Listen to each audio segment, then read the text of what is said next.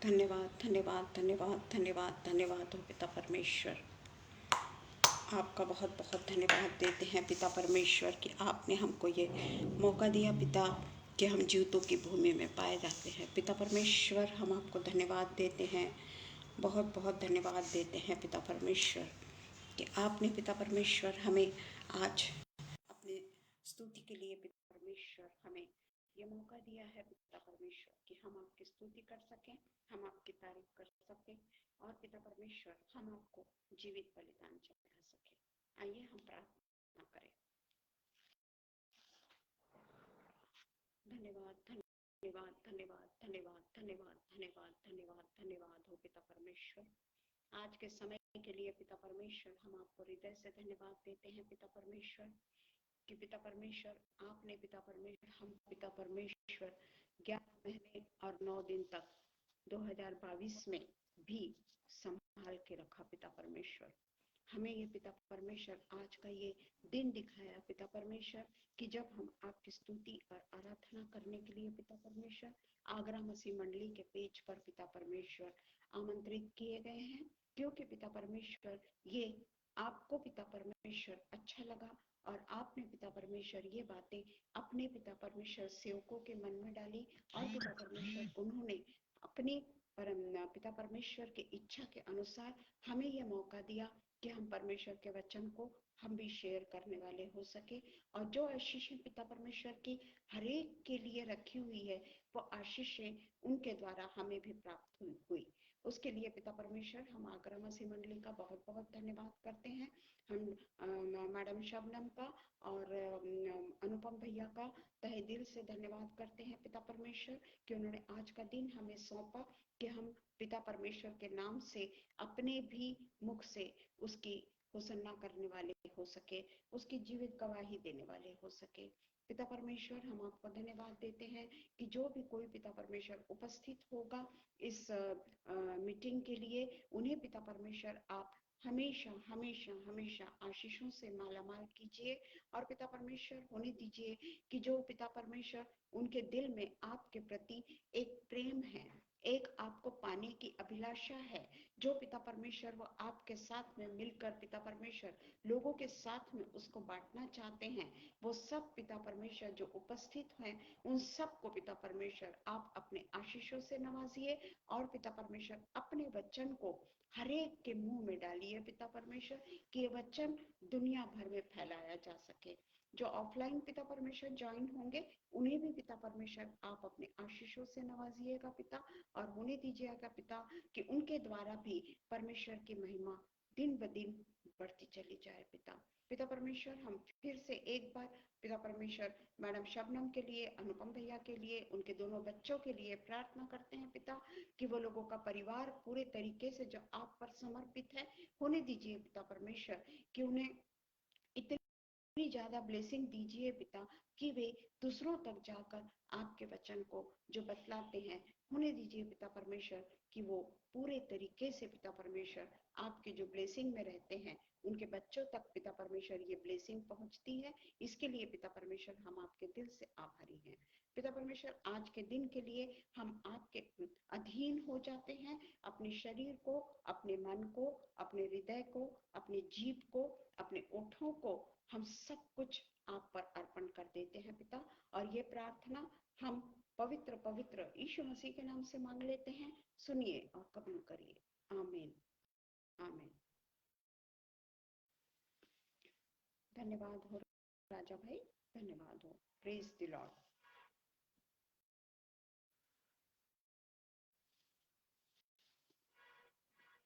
धन्यवाद। आज का जो हमारा विषय है वो है यीशु मसीह के अवर्णनीय उपहार का स्मरण। यीशु मसीह के अवर्णनीय उपहार का स्मरण। अवर्णनीय उपहार हमारे लिए क्या है, जिसका हम वर्णन भी नहीं कर सकते। क्या है हमारे लिए उपहार? वो मैं जगिक उपहार की बात नहीं कर रही। जिस तरीके से अभी हमारा जो मंथ, जो दिसंबर मंथ शुरू हुआ है, उसमें हम जगिक तौर से ज्यादातर इन्वॉल्व होना चाहते हैं। हमारे बहुत सारे काम होते हैं क्रिसमस के, बहुत सारी चीजों की खरीदारी होती है, बहुत सारी चीजें हमको बनाना पड़ता है। आउटवर्ड वर्ल्ड को दिखाने के लिए हम क्रिसमस मनाते हैं। आउटवर्ड वर्ल्ड जिस तरीके से अपने अपने त्योहारों को मनाता है, उसी तरीके से हम भी अपने आप को उसमें ढाल देना चाहते हैं। परंतु हम जानते हैं कि जो भी कुछ काम है, जो एसेंशियल है, जो जरूरी है, वो तो हमको करना ही है। परंतु सबसे ज्यादा एसेंशियल अगर कोई काम है तो वो अवर्णनीय जो उपहार हमको दिया गया, वो 25 दिसंबर को नहीं दिया गया, पर जब भी दिया गया, यीशु मसीह का जन्म तो दुनिया में हुआ, पर जो भी तारीख रही हो, पर वो क्षण, वो पल पूरे तरीके से हम उसको एक्सप्लेन नहीं कर सकते। इतनी बड़ी खुशी हमको परमेश्वर ने इस दिन दी है। अपने इकलौते पुत्र को उसने हमारे लिए इस जगत में उत्पन्न किया, और वो भी पवित्र गर्भवती माता के द्वारा उसने इस दुनिया में लाया, जो पवित्र थी, जो पुरुष को नहीं जानती थी। ऐसे माता को चुनकर उसने हमें वो अवर्णनीय गिफ्ट दी। तो हम देखते हैं कि ये जो क्रिसमस सीजन है, जो हम अभी मना रहे हैं, 1 दिसंबर से जैसे शुरू हो गया है ये सीजन, और आज हम उसको मनाने के लिए जोर शोर से कोशिश कर रहे हैं। कोई अपने रिश्तेदारों के पास में गया है, कोई यहीं पे रह के अपनी तैयारियां कर रहा है।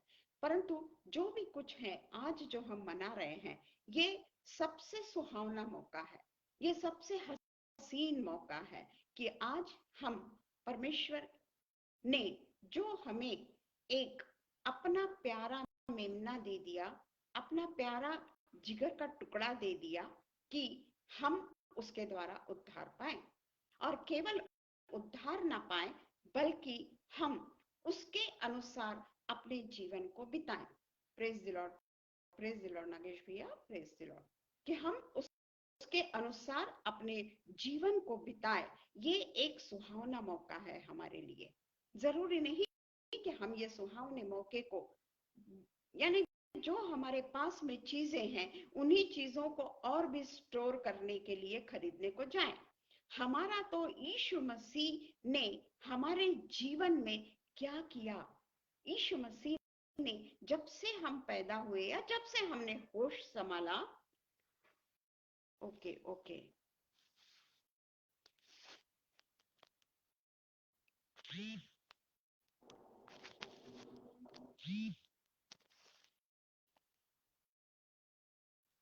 जब से हमने होश संभाला, तब से उसने हमारे जीवन में क्या क्या किया। आवाज आ रही है नागेश भाई? मेरी वॉइस क्लियर हुई अभी?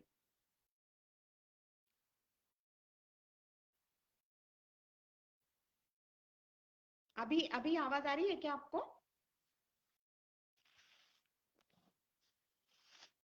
Praise the Lord Aarti, praise the Lord.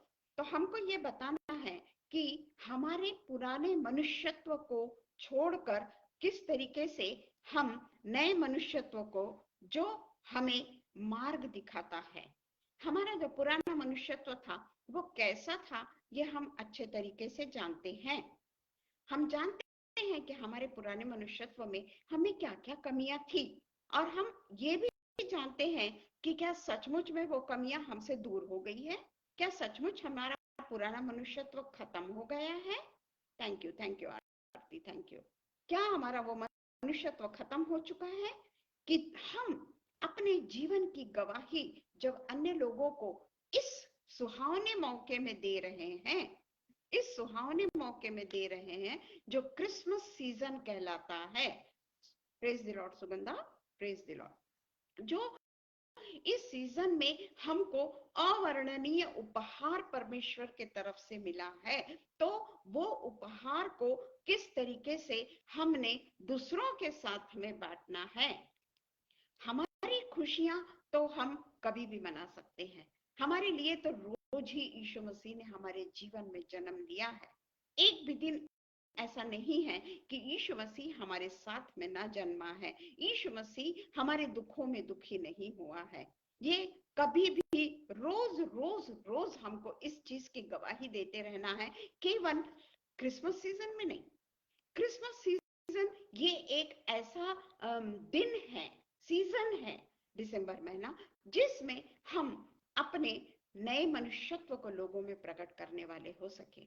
हम किस तरीके से सेवा कर सकते हैं, हम किस तरीके से लोगों के बीच में जाकर उनकी सेवा, उनकी शुश्रूषा और उन्हें जो चाहिए उसको हम किस तरीके से पूरा सकते हैं, ये एक दुनिया से हट के हम गवाही देने वाले हो सके, हम दुनिया से हट के ये गवाही को देने वाले हो सके। और इसके लिए ये सीजन कोई महत्व रखता है या नहीं, क्योंकि हमारा सच्चा, जिंदा और एक ही खुदावन, एक ही खुदावन, जिसके लिए हम जन्म दिवस की तैयारी कर रहे हैं। पर जन्म दिवस की तैयारी एज यूजुअल करने की कोई जरूरत नहीं है, क्योंकि अगर हमारे नए मनुष्यत्व को हमने मार डाला है और हमने अगर पुराने मनुष्यत्व को पहन लिया है, तो हमको पुराने मनुष्यत्व की तरह क्रिसमस नहीं सेलिब्रेट करना है, हमको नए मनुष्यत्व की तरह क्रिसमस को सेलिब्रेट करना है। नया मनुष्यत्व यानी परमेश्वर को पहन लेना। जब हमने यीशु मसीह को पहन लिया है, जब हमने यीशु मसीह की जीवित गवाही हमको रोज बरोज ऐसे लोगों के साथ में शेयर करनी है जो यीशु मसीह को नहीं जानते या जानते भी हैं परंतु कबूल नहीं करते।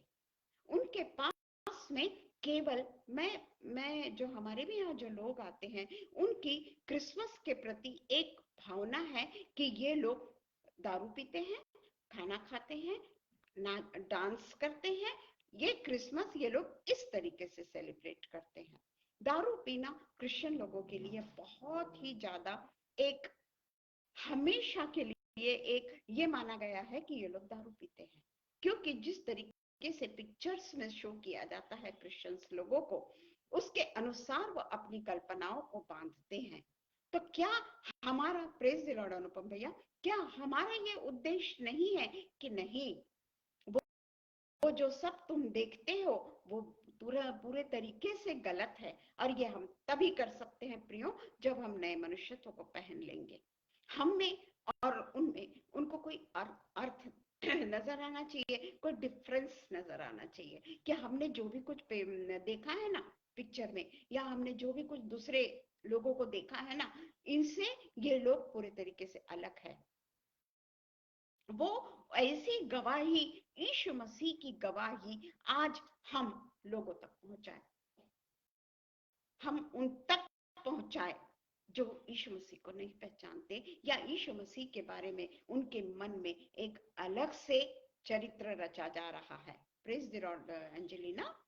तो यीशु मसीह की गवाही जो है, जो नहीं जानते कि सचमुच में वही एक खुदावंद है, जो पापी ना होकर भी पृथ्वी तल के सब पापियों के लिए, जो पापी ना होकर भी पृथ्वी तल के सब पापियों के लिए, चाहे वो क्रिश्चियन हो चाहे वो कोई भी हो, मनुष्यों के लिए इस दुनिया में आया, अपने अमूल्य जीवन को कुर्बान कर दिया। क्योंकि मैंने उस दिन भी बतलाया कि उसके जन्म के साथ ही उसका क्रूसिफिकेशन निश्चित था, उसके जन्म के पहले ही उसको क्रूस पर कुर्बान होना निश्चित था। हम जो यीशु मसीह का बर्थडे का जो माहौल है अभी हमारे पास में, जो क्रिसमस सेलिब्रेशन का सीजन हम सेलिब्रेट कर रहे हैं, क्यों ना इसको अलग तरीके से मनाया जाए। कि मैं ऐसा नहीं कहती कि आप लोग कुछ खरीदो मत, या आप लोग कुछ, ऐसा मैं नहीं कह रही हूँ, पर मेरा एक कहना यह है कि हम पुराने मनुष्यत्व को जब छोड़ चुके हैं, हमारा पुराने मनुष्यत्व को हमने पूरे तरीके से दफना दिया है और हमने नए मनुष्यत्व को पहन लिया है, तो हम किस तरीके से जो अदर पीपल है, जो क्रिश्चियंस नहीं है, मसीही नहीं है, उनके बीच में क्या हम वही पुरानी गवाही को ही शेयर करें कि जैसे हम दिवाली में खरीदी करते हैं, जैसे हम दिवाली में जोर जोर से आवाज करते हैं, जैसे दिवाली में हम खूब सारे पकवान को बनाते हैं, जैसे दिवाली में हम जो भी करते हैं वो अपने परमेश्वर के इबादत के लिए या वो अपने भगवान के लिए जो भी कुछ करते हैं वो करते हैं, हमको उसके ऊपर कुछ नहीं बोलना है। बट हम लोग एकमात्र खुदा की संतान है, एकमात्र खुदाबंद हमारा परमेश्वर केवल और केवल एक ही है जो जीवता है, जो आज भी हमारी बातों को सुन रहा है, जो आज भी हमारी गतिविधियों को देख रहा है कि हम कैसे उसके जन्म को महोत्सव को सेलिब्रेट कर रहे हैं। हम तो जानते हैं कि यीशु मसीह का जन्म कहाँ हुआ, हम तो जानते हैं कि यीशु मसीह के पास में अपने आप को छिपाने की भी जगह नहीं थी। हम तो जानते हैं कि जैसे ही यीशु मसीह 30 साल के हुए, उन्होंने अपने घरदार को छोड़कर परमेश्वर के जिस उद्देश्य के लिए वो इधर आए थे, वो उद्देश्य की पूर्ति के लिए उन्होंने अपने सिर पर की छत को भी छोड़ दिया। तो क्या हम जीवित यीशु मसीह की गवाही किस तरीके से हमने देना है?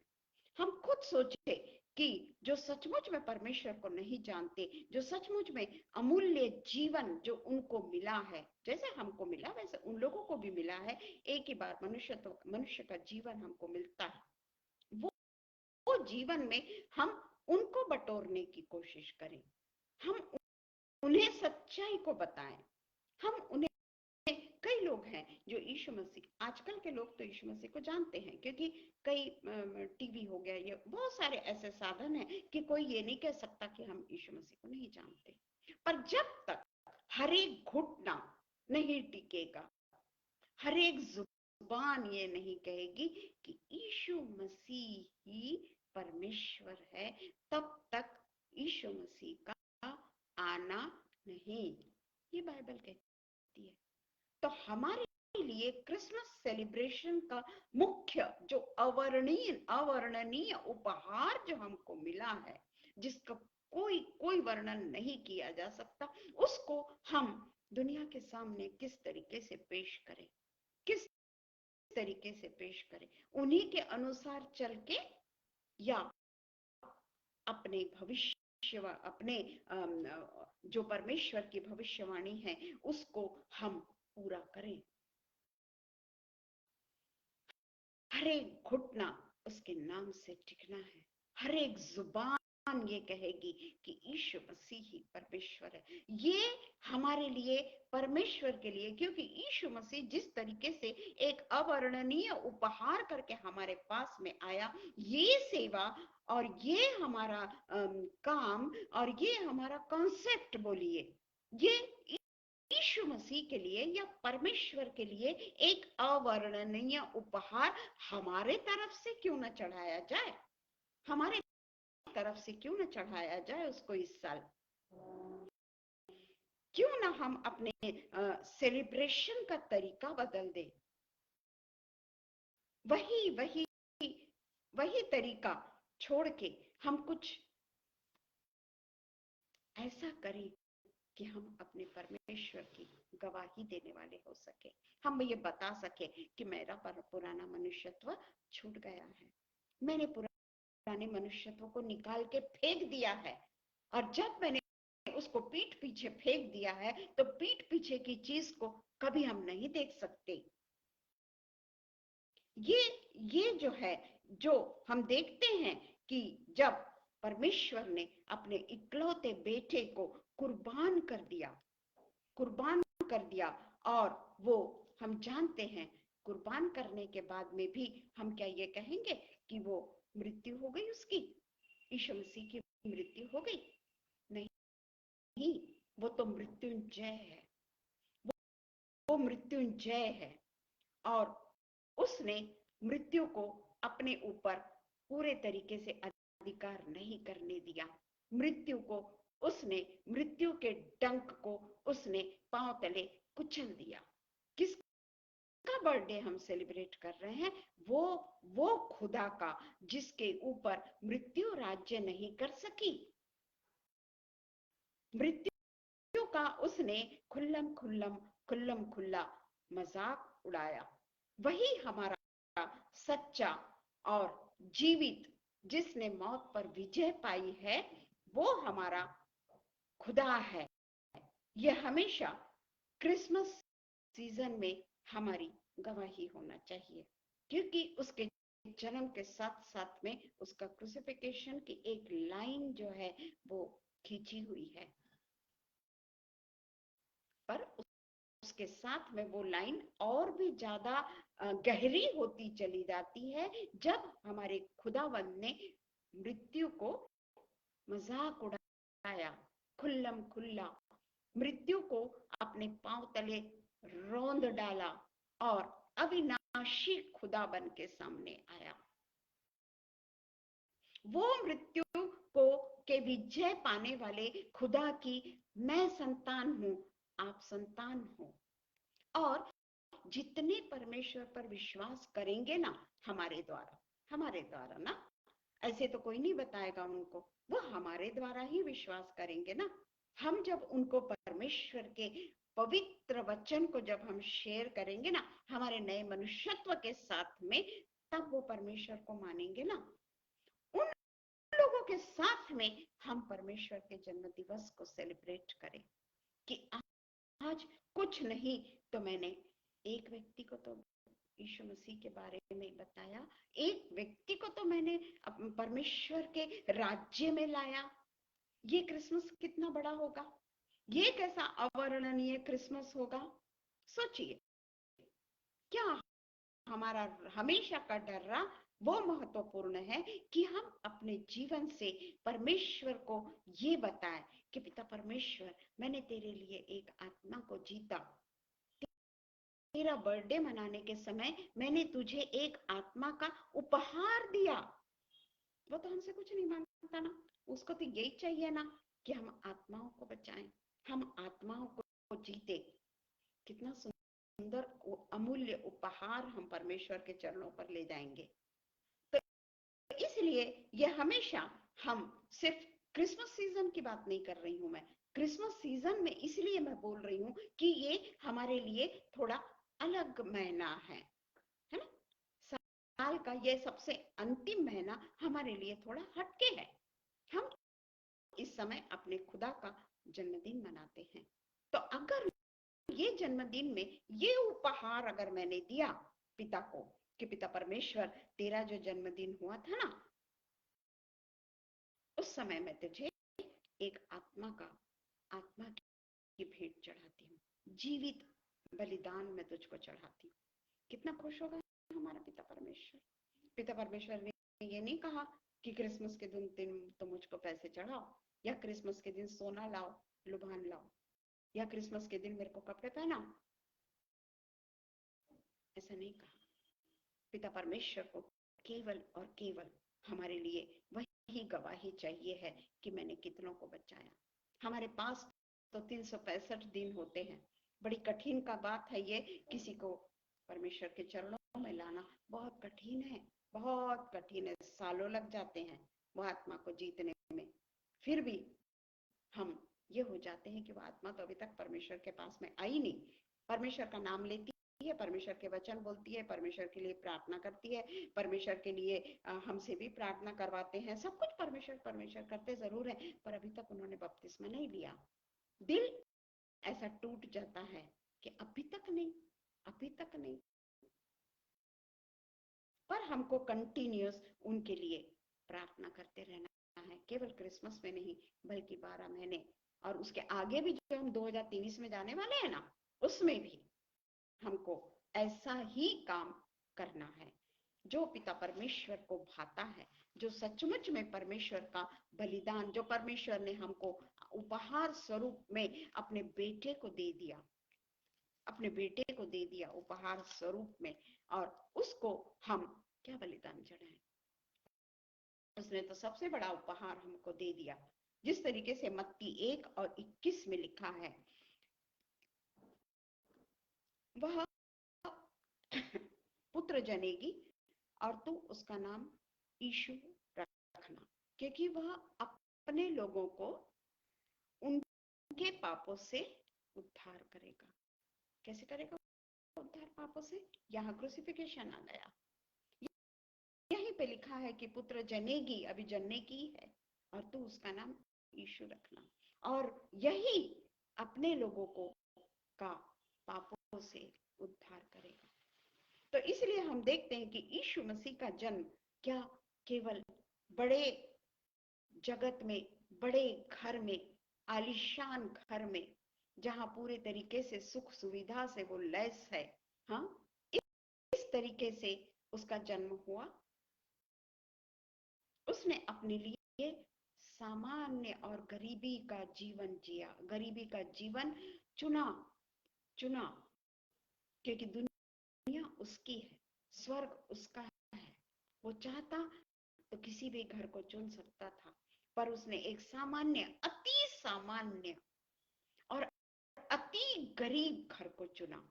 और हम देखते हैं कि ये महसूस ना करे कि वो किसी को धोखा देने के लिए या विजय मनाने के लिए, किसी को धोखा देने के लिए या किसी को विजय मनाने के लिए झूठ बोलकर बेवकूफ बनाने के लिए, या सत्ता पर रहकर, जो हम देखते हैं किस किस तरीके से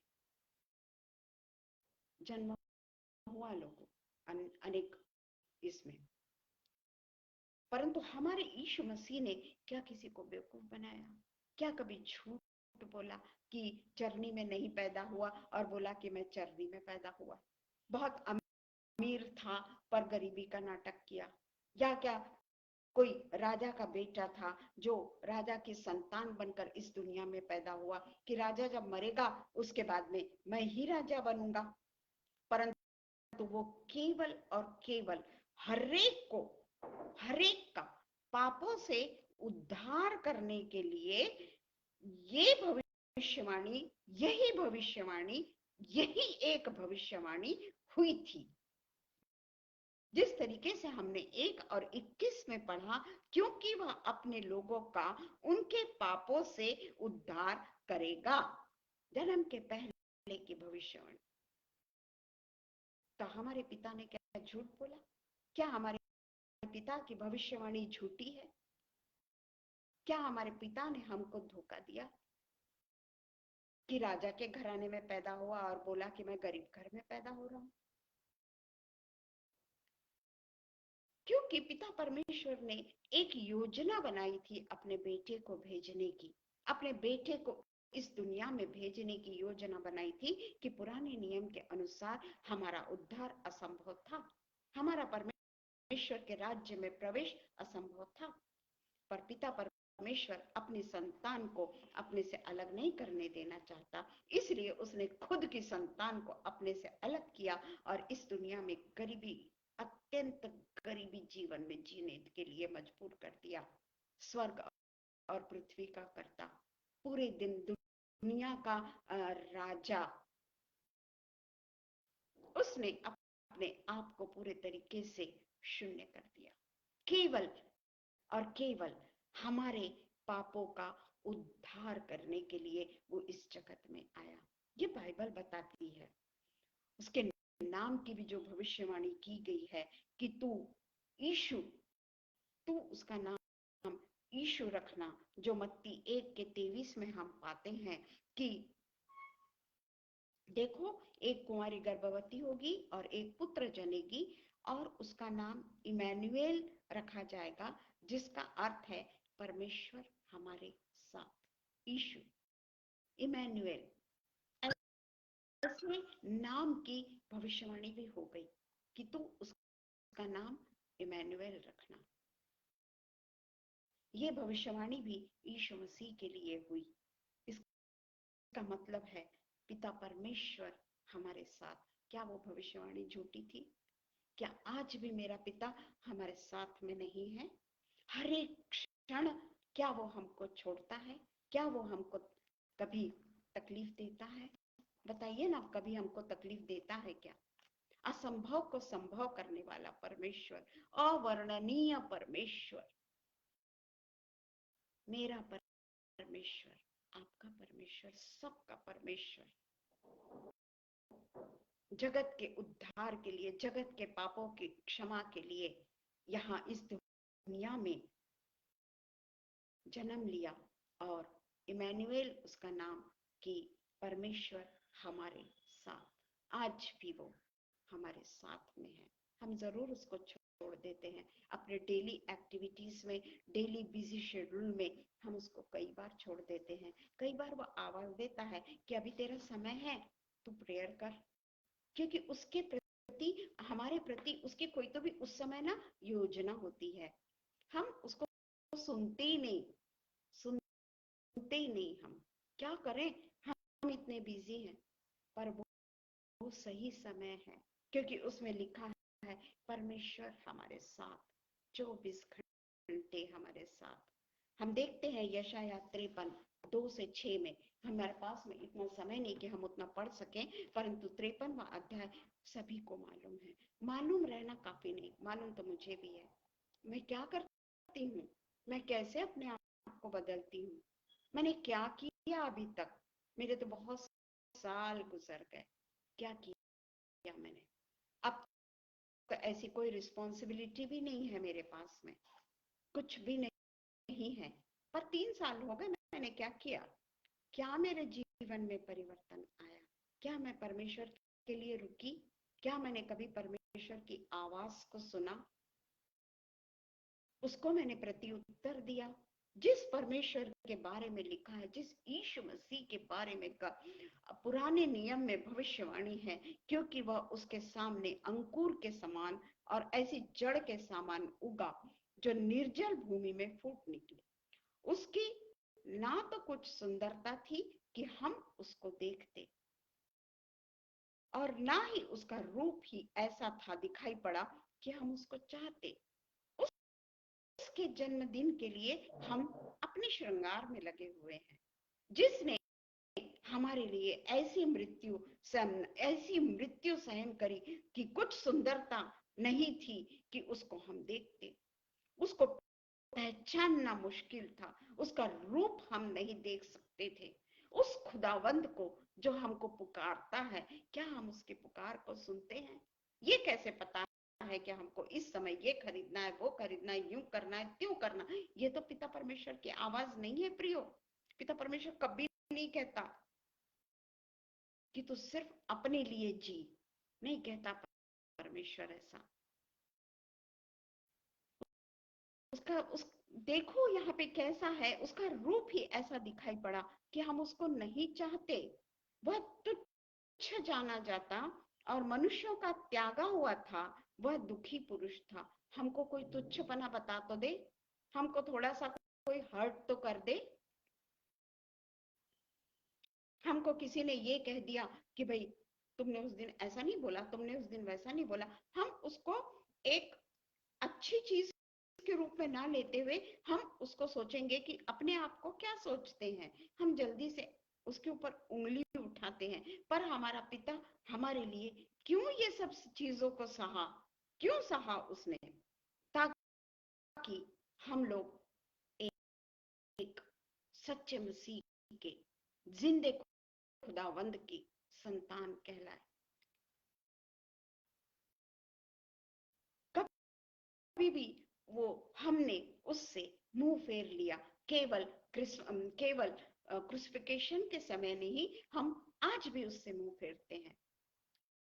कई बार हमारे मन में आता है कि हम किसी गरीबों को कुछ डोनेट करें, किसी गरीबों को हम कुछ दें, ऐसे लोगों के साथ में खुशी मनाएं जिनका खुशी से कोई लेना देना नहीं। ऐसा नहीं कि गरीब लोगों में ही ऐसा होता है, ऐसा नहीं। कई ऐसे धनी लोग भी होते हैं जो खुशी के लिए मारे मारे फिरते हैं। उनको किसी भी चीज की जरूरत नहीं होती, पर उन्हें एक कंपनी चाहिए होती है। किसी ऐसे व्यक्ति की उन्हें कंपनी चाहिए होती है जो उनके साथ में बैठ के परमेश्वर का नाम को उनके साथ में ले। मैं क्रिश्चियन लोगों की भी बातें कर रही हूँ। हाँ, ऐसा नहीं कि हम नहीं जानते ऐसे लोगों को। गरीब हैं, वो गरीब नहीं है, वो रईस है, पर वो अकेले हो चुके हैं। वो चर्च नहीं आ सकते क्योंकि वो अकेले हैं। उनके पास में गाड़ी है, सब कुछ है, सब कुछ है, पर वो नहीं चला सकते। पर हम अपने सजावट में, अपने इसमें हम तो चर्च ही लेट पहुंचते, क्योंकि हमको तो पूरे श्रृंगार के साथ में जाना है ना। हम क्या उस व्यक्ति को लेकर चर्च में जाएंगे? जो बेसब्री से इंतजार कर रहा है कि मैं उस खुदावंद के पास में जाऊं जिसने मेरे लिए ये जो मैंने जो अभी पढ़ा उतनी सारी तकलीफों को सहा। हमारे पास समय ही नहीं है। निश्चय उसने हमारे रोगों को सह लिया और हमारे ही दुखों को उठा लिया, तो भी हमने उसे परमेश्वर का मारा कूटा और दुर्दशा में पड़ा हुआ समझा। फिर भी परंतु वो हमारे ही अपराधों के कारण घायल किया गया, हमारे ही अपराधों के कारण घायल किया गया। उसके लिए हमने क्या कुर्बानी देना है प्रियो?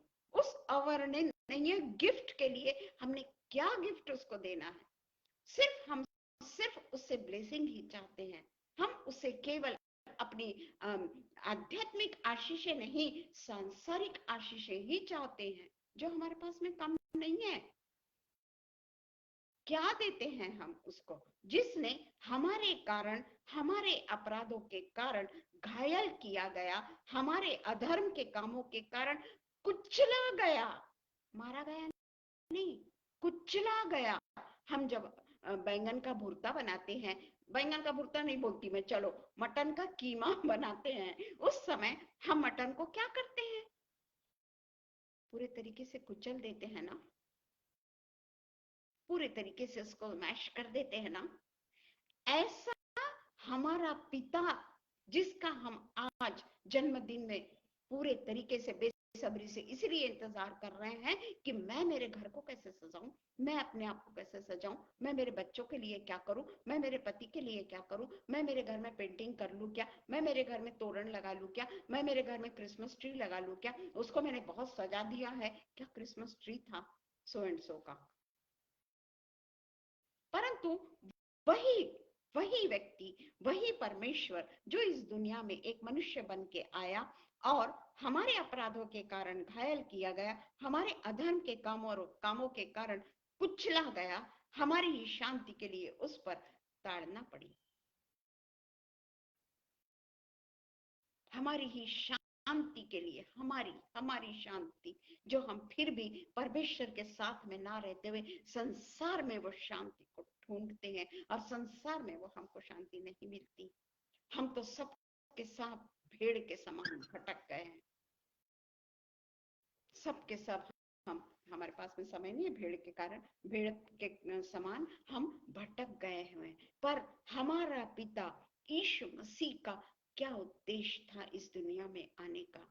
क्या उद्देश्य था? क्या ध्येय सिर्फ यही था कि जितनी भेड़ें उसके पास में है उसी को लेकर चलते रहे, उसी को लेकर चलते रहे, जितने चर्च में मेंबर्स है उसी में हम सेटिस्फाई हो जाएं, या चर्च के हर एक हमारे अंगों की हम परवाह करें? जो अंग कमजोर हैं उनके पास जाकर हम उनकी सहायता, मदद, उनको सांत्वना दें। अमीरों के पास तो बहुत लोग चले जाते हैं प्रियो, गरीबों के पास में कोई नहीं जाता। पर मेरा पिता तो गरीब घर में पैदा हुआ, फिर हम उससे क्यों उम्मीद करते हैं कि वो हमको पैसा दे? वो उतनी ही भेड़ों से खुश हो सकता था जो उसके पीछे पीछे भीड़ चलती थी। उसको मरने की क्या जरूरत थी? उसके पीछे तो लोग चलते थे, भीड़ उसको दबाती थी। पर यीशु मसीह का उद्देश्य सिर्फ यही नहीं था, उसका उद्देश्य ये था जो उसको नहीं पहचानते, जिसने उनका इनकार किया, जो उसको दुख देते हैं, जो उसको मारते हैं, जो उसको गाली देते हैं, जिसने उसके स्वरूप को इतना बिगाड़ दिया कि साधारण मनुष्य उसके स्वरूप को भी देखना न चाहे, अपने मुंह को फेर ले। परंतु यीशु मसीह ने ऐसे ही लोगों के लिए वो उस भेड़ को ढूंढते ढूंढते रहा जो भेड़ उससे अलग हो गई। खोई हुई भेड़ों को ढूंढने वो आया था, खोई हुई भेड़ों को ढूंढने के लिए यीशु मसीह आए थे। हम देखते हैं, हम बोलेंगे नहीं उड़ाऊ पुत्र, यीशु मसीह का ही वो है ना चरित्र। वो उड़ाऊ पुत्र हम पढ़ते बहुत बार हैं, पर क्या हमने कभी सोचा कि हम किस लिए इस दुनिया में आए हैं? कहीं हम अभी भी खोई हुई भेड़ तो नहीं? हम पढ़ेंगे यूहन्ना 10:14 से 16।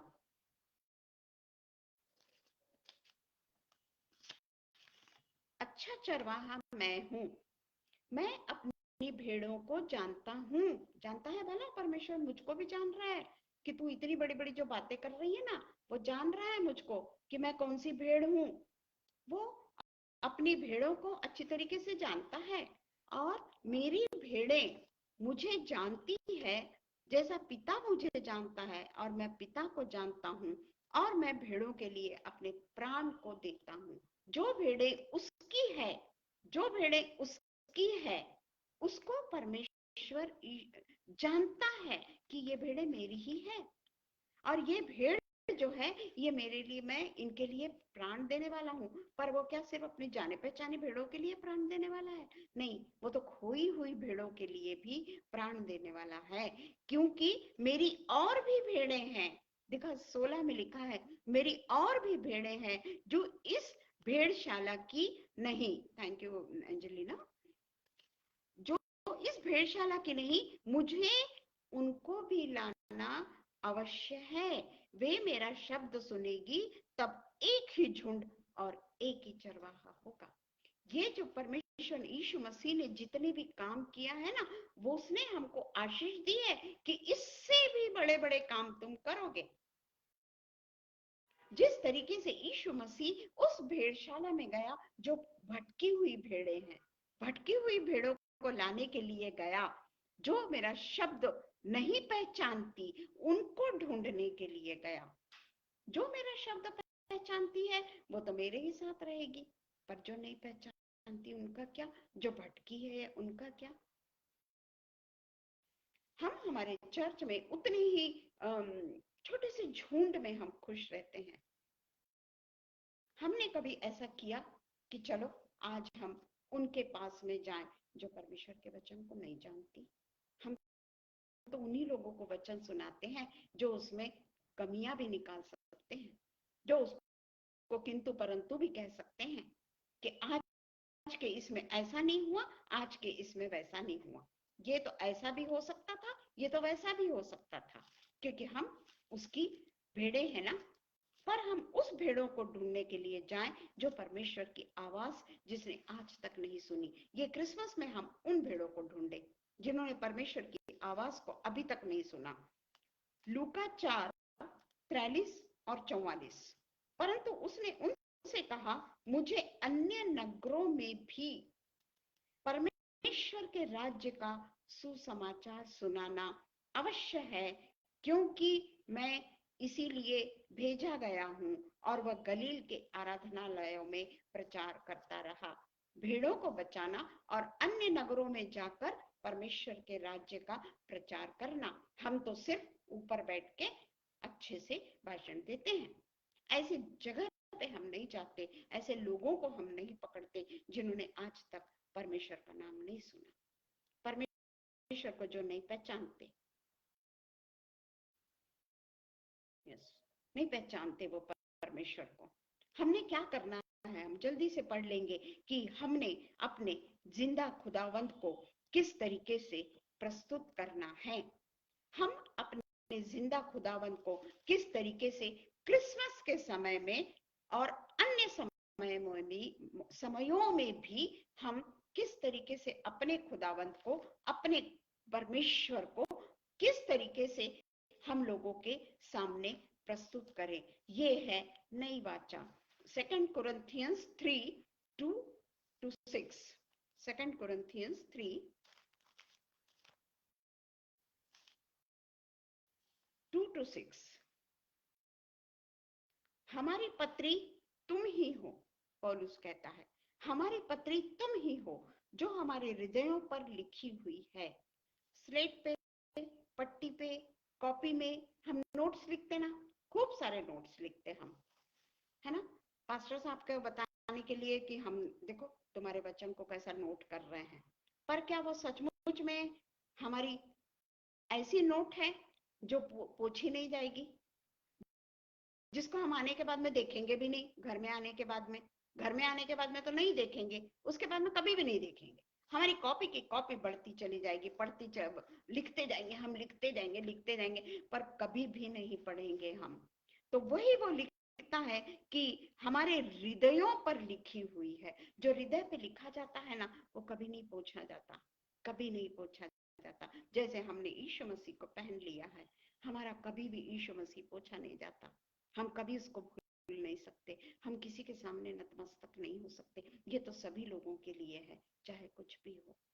तो वो हमारी हृदय में लिखी हुई है, जिसको हमने सेवकों के समान लिखा नहीं, हमारे हृदयों पर लिखी हुई है, और उसे सब मनुष्य पहचानते और पढ़ते हैं।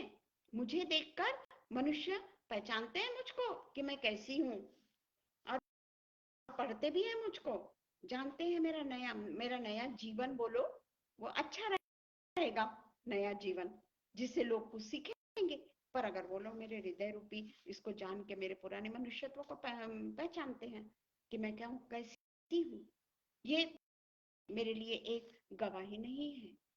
सिर्फ एक परमेश्वर के वचन को हम जो लिखते हैं ना, परमेश्वर के वचन को चर्च में बोलिए या मीटिंग में बोलिए, जहां पे भी प्रेयर मीटिंग्स होती है, हम बहुत सारी कॉपियों को भर लेते हैं, परंतु सिर्फ वो वचन का लिखा हुआ कागज का टुकड़ा अपने आप में बिल्कुल महत्व नहीं रखता।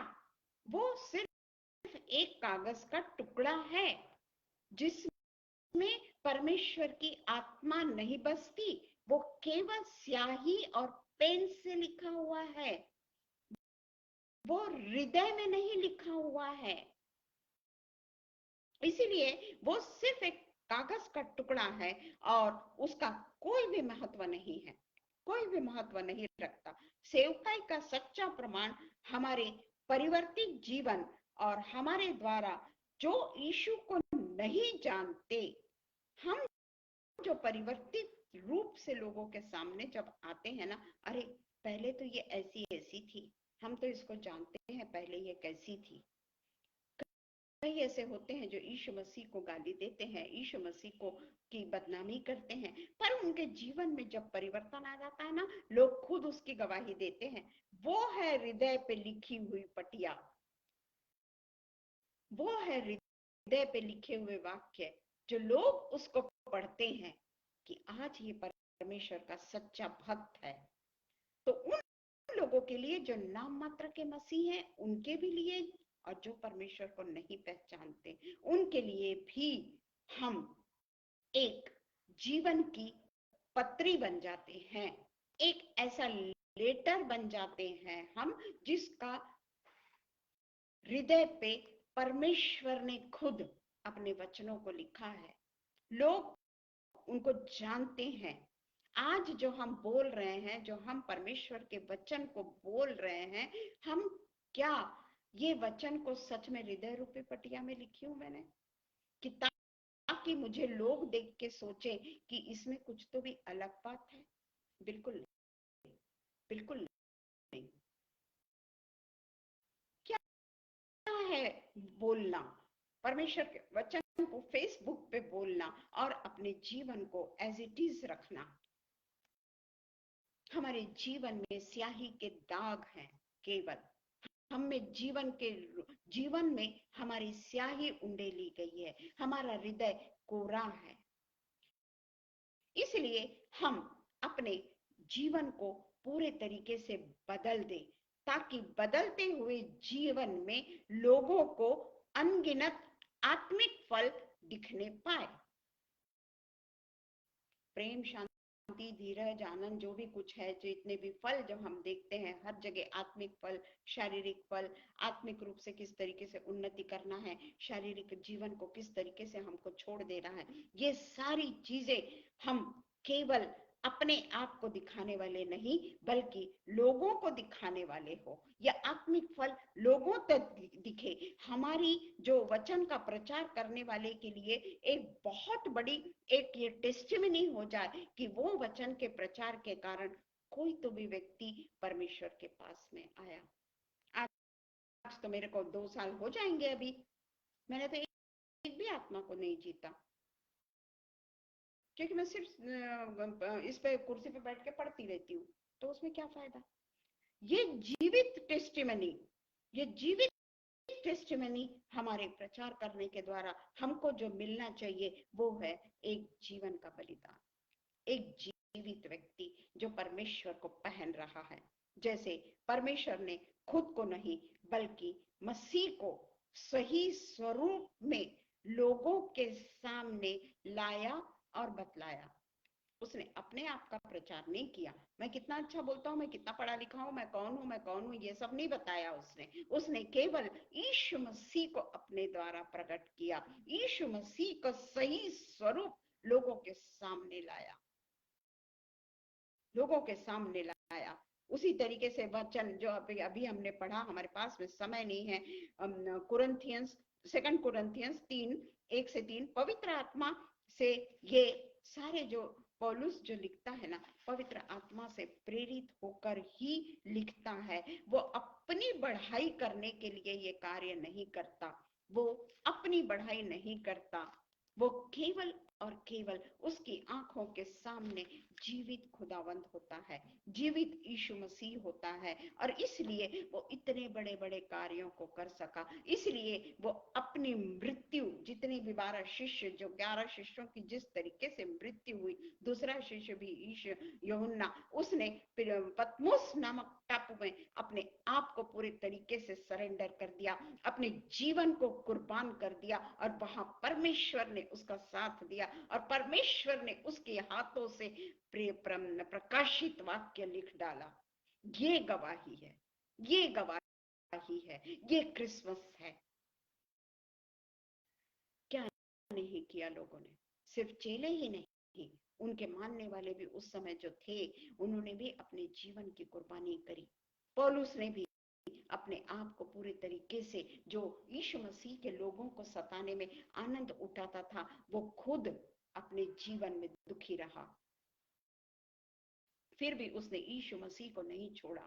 उसके पास में पर्याप्त शक्ति परमेश्वर उसे देता था। सारे जो भी उसके अनुयायी लोग थे, उन सबको पर्याप्त शक्ति यीशु मसीह देंगे ना, हम सबको देंगे ना। हम इस दुनिया में जाकर ऐसी जगह जाए जो भेड़े भटकी हुई है, जो भेड़े हमारे पास में है, उसमें जाकर क्या सेवा करना। सिर्फ उतने से छोटे से उसको लेकर उसी के बीच में परमेश्वर के वचन को क्या बोलना। लोग जानते हैं क्या क्रिसमस क्या है? वो अपनी शक्ति का प्रदर्शन नहीं करते थे। जितने भी परमेश्वर के लोग थे ना, वो अपनी शक्ति का प्रदर्शन नहीं करते थे। उनको परमेश्वर की शक्ति, जो असीम जो शक्ति है, असीम जो शांति है, जो तकलीफ में रहने के बावजूद भी, अनेक पीड़ाओं से गुजरने के बावजूद भी असीम शांति में रहते थे। वो कहां से आती थी उनमें असीम शांति? परमेश्वर देता था ना उनको सामर्थ। इतनी तकलीफों में रहने के बावजूद भी परमेश्वर के भजन गाते थे, कीर्तन करते थे, खुश रहते थे, प्रसन्नता के साथ में मग्न होकर अपने परमेश्वर की उपासना करते थे। क्या उनके जीवन में कभी क्रिसमस नहीं आया? क्या वो दिन उनके यहाँ पर नहीं आया? उनको सामर्थ, हम भी अगर अपने जीवन को परमेश्वर के लिए कुर्बान कर देना, वो सामर्थ हमें परमेश्वर देने के लिए तैयार है। ऐसा नहीं कि वो परमेश्वर ने सिर्फ उनको सामर्थ दिया और उसके बाद में सामर्थ बांटने का काम छोड़ दिया। आज हमको सामर्थ जितनी भी मिलती है ना, केवल और केवल परमेश्वर से मिलती है। मनुष्य सामर्थ नहीं दे सकता, सच्चे माता पिता भी सामर्थ नहीं दे सकते। जब एंजेलिना जानती है, छोटे छोटे बच्चों को है, उसके बाद 2-2 छोटे बच्चे हैं, कौन सामर्थ देता है? बच्चों को कौन संभालता है? माँ तो केवल एक उसकी ट्रस्टी करके है, बच्चों को भेजने वाला तो वो है। इसलिए अभी जो हम क्रिसमस मनाएं, अभी जो हम, ऐसा नहीं कि हम खुशी ना मनाएं, मैं ये नहीं बोल रही, पर खुशी के साथ साथ में दुख भी जुड़ा हुआ है, ये ना भूले। और उसके दुख के कारण हम जो क्रिश्चियनिटी में आए, उसके पुनरुत्थान और जीवन मैं ही हूँ। जो यीशु मसीह ने हमसे इतना बड़ा वादा करके गया कि मैं जाता हूँ तुम्हारे लिए घर तैयार करने के लिए, मेरे पिता के घर में बहुत सारे घर हैं, जहां मैं रहूंगा वहां मैं तुम्हें ले जाता हूँ। यही हमारे लिए क्रिसमस है, ये हमारे लिए बलिदान है परमेश्वर को।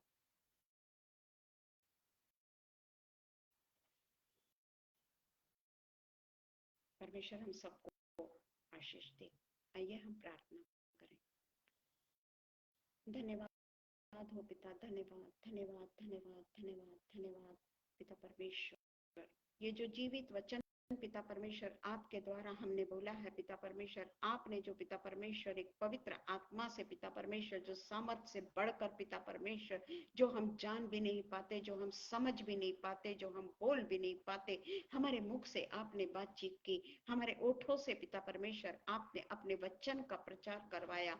ओ मेरे पिता, ओ मेरे राजा, होने दे पिता परमेश्वर कि मैं अपने जीवन को पूरे तरीके से बदल डालूं। हर प्रकार के पिता परमेश्वर चिंताओं से, हर प्रकार के तकलीफों से, हर प्रकार के सेंटिमेंट्स से मुझको अलग रख पिता परमेश्वर, क्योंकि यही चीजें हैं जो पाप की ओर घसीटती है पिता परमेश्वर। ये चीजें, दुनियादारी की चीजें अपनी ओर आकर्षित करती है पिता। इस चीज से पिता परमेश्वर हम हमेशा के लिए मुक्ति पाले, हमेशा के लिए हम इन चीजों को छोड़ के केवल अपने जीवित परमेश्वर को देखने वाले हो सके, उससे हम अवर्णीय वर्णनीय शांति को प्राप्त करने वाले हो सके, जो हमारे लिए एक उपहार बन के हमारे सामने आया। वो उपहार को हम ग्रहण करने वाले हो सके पिता। हमारे जीवन को बदल डाल पिता परमेश्वर। कई साल हमारे यूं ही बीत गए हैं पिता परमेश्वर, और हमने आज तक पिता परमेश्वर अपने आप को नहीं बदला। हम पिता परमेश्वर सच्ची भेड़ बन के आपके गौशाले में रहते जरूर हैं पिता परमेश्वर, परंतु पिता परमेश्वर वो भेड़ निष्कपट, जो परमेश्वर के पीछे पीछे सिर झुकाकर चलने वाली, उसके ऊपर भरोसा करने वाली वो भेड़ क्या हम हैं? हम खुद का पिता परमेश्वर मनन करें, हम खुद का चिंतन करें कि हम अपने आप पे ज्यादा भरोसा रखते हैं, हम अपने सामर्थ्य पे भरोसा रखते हैं, हम अपने सारी दिखावटी चीजों पर हम घमंड करते हैं। हम परमेश्वर की भेड़ें नहीं। इसलिए पिता परमेश्वर वो भेड़ हमें बना जो केवल और केवल आप ही के पीछे सिर झुका के जहां आप हमको लेकर जाएं वहां हम चलने वाले हो सके। हम वो 5 कुंवारियों के नहीं हो जाए पिता, जिसके हृदय में पवित्र आत्मा का तेल सदा भरे रहे, ताकि हमारी आध्यात्मिक जो विचार है वो सदा ज्वलंत रहे पिता परमेश्वर, कि जब हम आपका आना हो, हम आपकी कलीसिया तैयार पाई जाए, और वो कलीसिया में हम भी हों पिता परमेश्वर।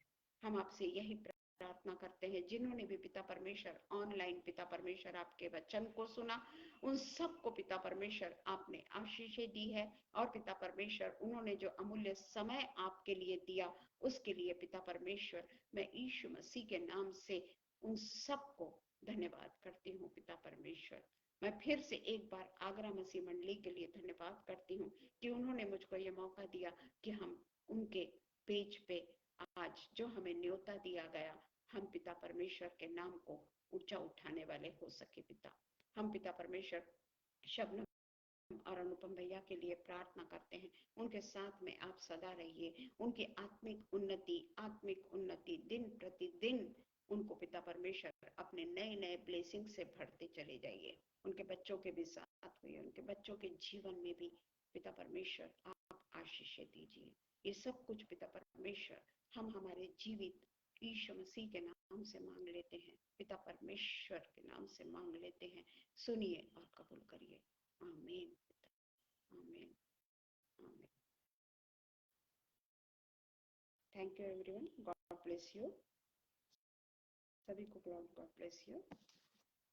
प्रार्थना में रखिए हमको, ताकि हम भी पूरे तरीके से परमेश्वर के राज्य के वारिस होने वाले हो सके। मैं मेरे लिए बोल रही हूँ, सचमुच में मुझे आप लोगों की प्रार्थना की बहुत जरूरत है। Praise the Lord.